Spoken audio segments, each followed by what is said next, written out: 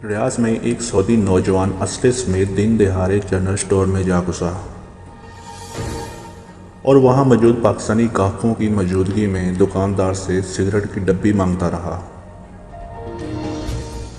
ताहम जब दुकानदार ने इसे सिगरेट देने से इनकार किया तो इसने दुकानदार की तरफ मशीन गन तान कर फायरिंग कर दी।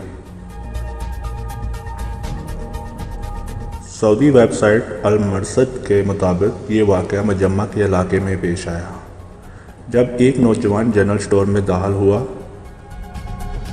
जिसने हाथ में मशीन गन पकड़ रखी थी। इस मौके पर दुकान में 2-3 पाकिस्तानी ग्राहक भी मौजूद थे। नौजवान ने दुकानदार से काफ़ी देर तक सिगरेट का तकाजा किया। जब दुकानदार ने इसकी बात पर कोई तवज्जो ना दी तो इसने अचानक हाथ में पकड़ी मशीन गन से फायर किया।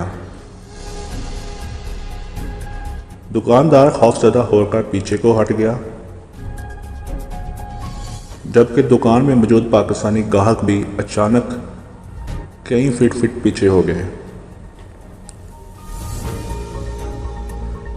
दुकानदार ने खौफजदा होकर नौजवान को सिगरेट की एक डब्बी थमा दी जिसके बाद वो रकम अदा किए बगैर ही वहां से चला गया।